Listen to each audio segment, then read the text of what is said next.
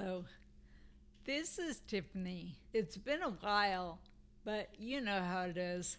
Like this week, I'm going to talk to you about neurology appointment that I had last week. Anyway, I've written kind of a script, so I'll probably be reading a little because that's easier. Anyway, I recently moved and needed to establish a continuation of care. If you're moving or if you're going to change doctors or whatever, it's very important to establish what's called a continuation of care.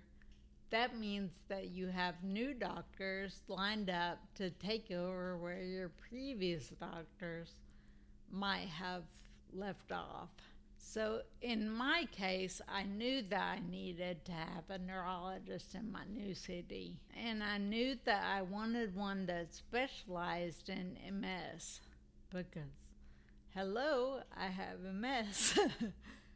Just in case you didn't know. I've had luck in the past on the MS or the National MS Society website finding a neurologist, people that specialize in MS to help me with my healthcare needs. And so I knew that I wanted to look there again. So I went to their website and I browsed through to where you can find their suggestions or recommendations for resources of healthcare providers. And I found a few providers that were in my new area that they suggested. So since my insurance actually has to pay for the providers, they get the final say. My next step was to go to my insurance company and see if any of the providers that the National MS Society suggested were going to be covered by my insurance.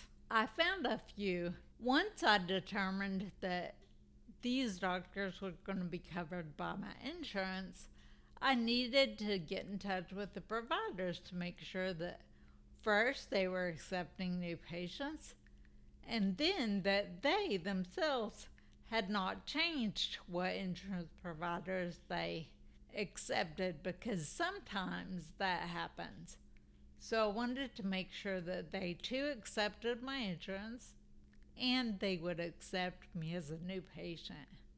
And luckily, I found a doctor that had been suggested by the National MS Society. Once I found the doctor, I did a little research about the doctor and found that they were in a comprehensive MS center, which was very nice and which I also suggest because it means that they have access to other providers that are familiar with MS and how MS might affect all the different areas of my body. I also found out that the new neurologist that I wanted to see had experience with the interferon medications that I'd previously taken. So I felt comfortable that she knew what I might be going through. And in our appointment, she actually mentioned some of the symptoms and asked about side effects, which was very comforting to know that she was aware of what she was prescribing to her patients. But anyway, once it's established that you can go to this doctor, the first step is to set up a new patient appointment. Even if you're not feeling bad or don't have issues, get to know the provider before you need the provider. So that's what I did. I set up a new patient. Now, it wasn't like a week out. It was closer to 4 months out that I was able to get into this provider. That's another thing, that seeing a new specialist especially is difficult, and why I would suggest as soon as you make your move or decide that you're going to make a move, try to get an appointment. so that you can say hi and let your provider know what is going on with you, what medications you're taking, anything that they might need to know to be able to provide you with the most help. Now, one of the things that is very important for them to be able to provide you with the most help is that they have all of the information that they need about your diagnosis, what you're dealing with, what other doctors have said about you. So make sure that you have your files and can submit them to the new doctor. Luckily, my new doctor has a digital filing system that was compatible with the digital filing system that my old doctor had. So I was able to just upload my old files into the new system, and my new doctor was able to see everything that my old doctor had documented about me. What they couldn't see, however, was my radiology images. And if you have MS, you know that we have a lot of radiology images. We usually get MRIs between 1 and 2 years. So my new neurologist wanted to know where I was, what my baseline was with my MRIs, and have a starting point for comparison. Unfortunately, because she didn't have access to my radiology images, and I didn't have my radiology images with me, she didn't have any idea where I was as far as that was concerned. So my next step, which I wrote down, was to make sure to get my radiology images from my previous provider. So when I got home from the doctor, that was the first step, trying to get the images sent to me. And since I live in a new city now, it wasn't the easiest task to get them sent to me. So what I would suggest is, if possible, get your radiology images when you get the images taken, or whenever it's convenient after that. Try to keep a file of your radiology images, so if you do have to change neurologists or doctors for any reason, you can easily walk or roll into the new office and have all of the information at your fingertips. Another thing that I would suggest is documenting questions that you may have for the doctor. I don't know about you, but for me, it's much easier to ask questions that I have written down and can read than it is to answer random questions and try to think about how to say the words to clearly represent what's going on with me. So before my appointment, I wrote down everything that I had questions or concerns about. I made sure I knew all of the medications I was on, when I took them, how much I took, what the dosage was, anything I would need to be able to tell a doctor so they could prescribe the medications for me if they needed to.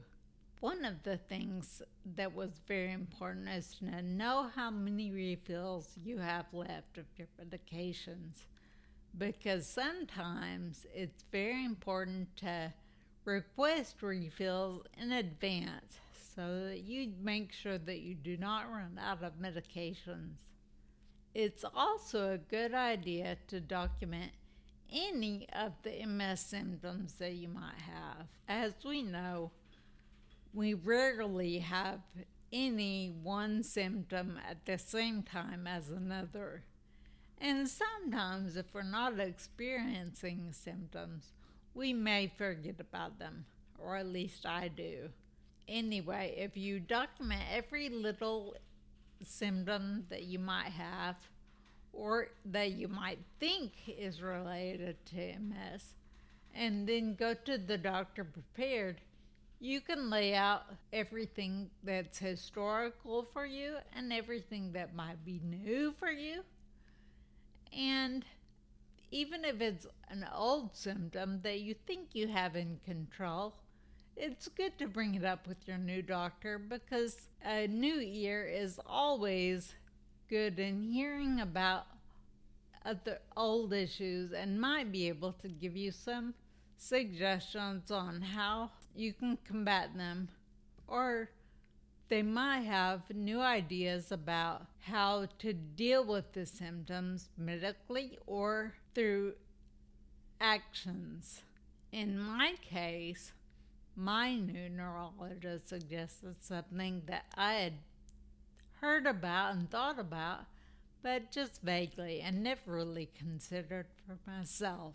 They said that I might want to consider going off my DMT, my disease modifying therapy.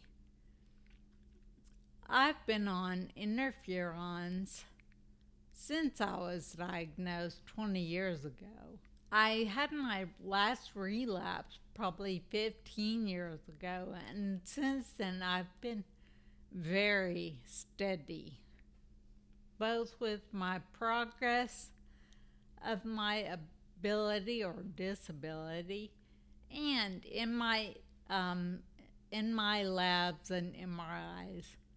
In fact, all of my doctors every time comment about how stable my MRIs and everything are. Anyway, my new neurologist said that after so long without relapses and with stable labs and MRIs, my meds may not be impacting my disease any longer. We don't ever know how the DMTs are affecting us anyway. So she's going to have another set of MRIs done, which we'll be able to compare with old MRIs thanks to the request that I made to get copies of my old pictures that I'll be able to take into her office.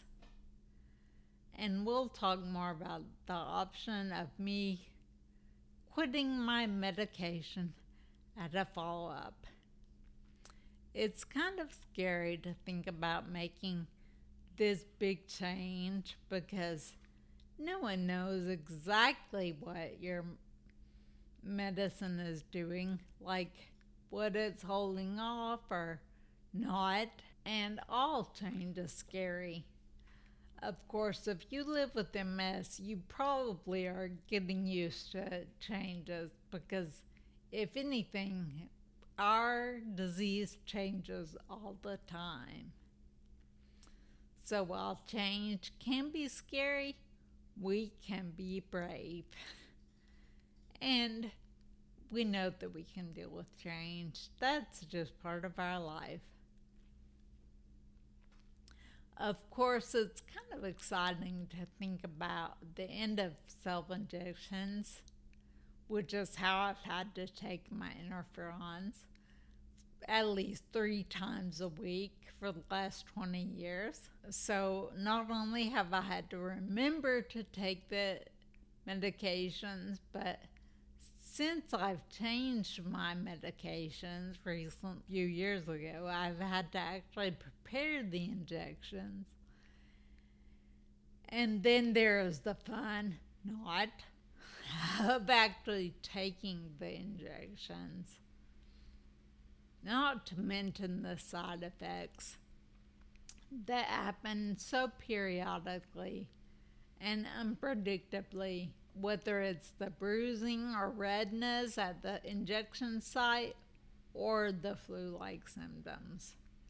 Again, I look forward to getting rid of all of that and forget the insurance issues, like always having to get pre-authorizations, always having to get approvals through insurance. And then because our MS medications are so expensive, trying to find a patient assistance program to help us pay for it. all of that is something that I look forward to, and I am kind of excited at the prospects of maybe getting to do away with. I feel like I've been pretty lucky with my MS meds. I note that a lot of people with MS have to change their medication several times through their life. But again, I've been on the interferons for ever since I was diagnosed.